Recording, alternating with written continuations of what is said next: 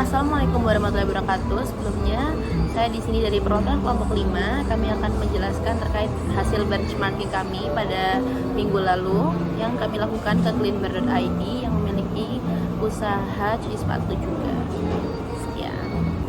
Oke, selanjutnya di sini saya akan memperkenalkan anggota kelompok kami. Yang pertama saya sendiri, Karissa Salbila dengan NRP 089 dan ada Naila Syakira dengan NRP 059, Tina dengan NRP 096, Akmal dengan NRP 133 dan Ahmad Residen dengan NRP 134. Selamat menikmati. Oke, bisa dilihat di bawah ini Instagram mereka sudah memiliki pengikut sebanyak 75,5 ribu dan juga mereka sudah memiliki banyak sekali customer dan tiap bulannya ratusan tas dan sepatu disetorkan ke mereka. Nah, kebetulan yang kami wawancara sendiri itu ada di Ruang 5 Sudirman nomor 60. Mereka melayani reparasi, laundry sepatu dan laundry tas. Next. Selanjutnya di sini saya akan menjelaskan terkait sejarah cleanbear.id. Bisa dilihat di bawah ini ada mereka tuh sudah mulai buka usaha dari 2018 hingga sekarang mereka berarti sudah terhitung 6 tahun membuka jasa layanan cuci sepatu. Nah, 2018 dan 2019 mereka di sini masih market sizing dan meraba market dengan pendekatan secara personal dan belum mempunyai karyawan. Lalu pada tahun 2020 mereka memiliki 1-2 karyawan tetapi masih keluar masuk dan belum memiliki karyawan tetap. Semuanya masih dikerjakan sendiri. Selanjutnya 2021 mereka belum memiliki pendapatan sudah mulai stabil dan sudah terbentuknya organisasi serta sudah ada beberapa peningkatan pada layanan mereka. Lalu ada 2022 sampai sekarang mereka sudah punya 3 cabang. Yang pertama ada di Siwalkerto, yang kedua ada di Panglima Sudirman, yang ketiga ada di Sidoarjo. Nah, sejarahnya sendiri, usaha cuci sepatu ini terbentuk karena dilatar belakangi oleh krisis keuangan yang dialami oleh sang owner.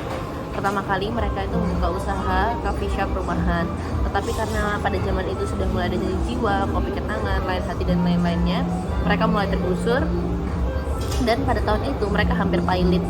Akhirnya mereka berpikir dan memutar otak usaha apa yang bisa sustain sampai ke depannya. Selanjutnya akhirnya sang owner kepikiran untuk membuka usaha laundry sepatu karena dipikir kayaknya ada peluang di sana. Lalu ternyata dari tahun ke tahun usahanya semakin berkembang dan saat ini mereka sudah mempunyai 3 cabang. Oke, selanjutnya. Hey guys, jadi aku sini mau menjelaskan tentang internal manajemen yang ada di cleanbear.id. Di paling atas sendiri ada CEO dan di bawah CEO ada 4 C-level yaitu manajer keuangan, manajer marketing, manajemen sumber daya manusia dan manajer operasional. Setelah itu di bawah C-level terdapat kepala toko. Di bawah kepala toko terdapat di setiap tokonya terdapat beberapa divisi, yaitu ada divisi cuci, divisi administrasi, divisi antar jemput dan divisi reparasi.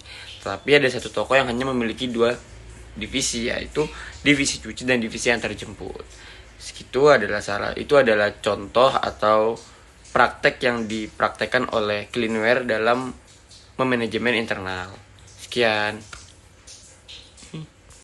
Entrepreneurial mindset yang dimiliki oleh owner. Entrepreneurial mindset adalah kerangka berpikir seseorang yang berorientasikan ketidakpastian. Jadi mereka lebih memilih ketidakpastian untuk melakukan improvisasi dari produk tersebut untuk menjadi jauh lebih baik dan tidak meniru orang lain. Entrepreneurial mindset yang dimiliki oleh owner adalah satu, ketekunan dan daya tahan. Bisnis dia dimulai dari awal, merintis benar-benar dari nol dan tanpa pengalaman sekalipun. Lalu yang kedua ada pemahaman pelanggan. Owner lebih memilih mendengarkan keluh kesah pelanggan. Dia menerima kritik pelanggan untuk memodifikasi produk dan jasa yang dia miliki untuk jadi lebih baik. Lalu yang ketiga ada manajemen risiko yang baik. Si owner meminimalisir risiko. Jadi meskipun dia mendengarkan keluh kesah dari customer, tapi dia juga mengimprove jasa. Selanjutnya saya akan menjelaskan tentang entrepreneurial mindset yang dimiliki oleh owner. Yang pertama ada kreatif dan inovatif. Dia melakukan verifikasi layanan seperti tas, sepatu, helm, dan juga topi. Yang kedua ada jaringan yang kuat. Dia menyimpan kontak pelanggan eksklusif dan juga menjalin hubungan baik dengan kualitas pelayanan yang all out. Dan yang ketiga, pembelajaran dan pendidikan berkelanjutan. owner tersebut terus mempelajari hal baru, salah satunya teknik memulas bahan kayu. Untuk target market cleanwear.id secara garis besar itu segmen utamanya tuh ada ibu-ibu dan pekerja, yang mana awalnya cleanwear.id itu berfokus untuk membersihkan tas. Nah, tentunya target marketnya adalah ibu-ibu yang memiliki tas-tas branded dan yang memiliki awareness akan kebersihan dan kualitas tas mereka. Selanjutnya adalah pekerja. Pekerja yang dimaksud di sini tuh seperti dosen atau karyawan-karyawan lain yang ditargetkan owner bisa berasal dari networking yang dimilikinya secara pribadi atau bahkan dari suaminya. Pekerja-pekerja itu seperti misalnya dosen, karena sebenarnya owner sendiri pernah berkuliah di Fakultas Kedokteran dan tentunya beliau memiliki berbagai koneksi terhadap entah temannya entah atau dosennya gitu. Meskipun awalnya owner ini tidak menyasar mahasiswa sebagai target marketnya, namun seiring berjalannya waktu, price list yang sudah ditentukan oleh owner ini juga masih ramah di kantong mahasiswa. Meskipun pada awalnya dua target market seperti ibu-ibu dan pekerja itu tidak dipatok price list dan dapat membayar seikhlasnya. Namun karena price list yang sekarang pun masih tergolong ramah di kantong mahasiswa, maka target marketnya semakin meluas. Dari ibu-ibu, pekerja, bahkan ada juga yang mahasiswa. Untuk selanjutnya saya akan menjelaskan tentang value creation. Value creation yang pertama adalah pendekatan ke pelanggan secara personal. Seperti misalnya ketika usaha tersebut cleanwear.id dibuka, itu kalau di target market ibu-ibu nih, itu dia marketingnya mungkin ke 1-2 orang dulu. Selanjutnya 1-2 orang tersebut tahu kualitasnya dan kemudian merekomendasikan jasa cleanwear.id itu kepada orang-orang terdekatnya, seperti misalnya komunitas ibu-ibu atau bahkan masih dalam satu lingkup keluarga. Nah, selanjutnya yang kedua adalah menentukan harga sesuai dengan yang diinginkan customer. Jadi setelah kita all out memberikan layanan, cleanwear.id memberikan layanan yang all out, maka para customer dapat menilai dengan sendirinya bahwa layanan yang demikian itu pantas untuk diberikan harga atau balas jasa sekian, seperti itu. Tapi dapat dilihat sampai sekarang balas jasa yang diberikan itu cukup baik oleh customer, sehingga saat ini pun cleanwear.id memiliki price list yang pas dan pelanggan yang cukup banyak. Yang ketiga adalah dengan melakukan diversifikasi layanan yang diberikan sesuai dengan peminat dan permintaan pasar.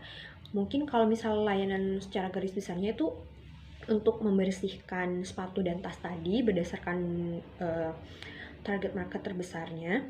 Namun sebenarnya cleanwear.id itu juga ada layanan membersihkan helm dan tas. Intinya cleanwear.id itu tidak hanya cukup pada satu layanan jasa saja, tapi mereka mendengarkan keinginan dan kebutuhan dari customer itu sendiri. Yang keempat adalah adanya learning by doing oleh sang owner, yang mana sebenarnya ownernya sendiri tuh tidak memiliki basic di bisnis, karena beliau adalah seorang mahasiswa kedokteran, tapi dengan berjalannya waktu beliau mau belajar dan beradaptasi serta memanfaatkan setiap peluang dan potensi yang dimilikinya. Mungkin beliau memang di kedokteran tidak mempelajari bisnis, tapi networking yang dimilikinya dapat dimanfaatkannya secara maksimal. Sekian dari saya, terima kasih. Oke, sekian dari kelompok kami. Mohon maaf apabila ada salah kata atau perbuatan. Wassalamualaikum warahmatullahi wabarakatuh.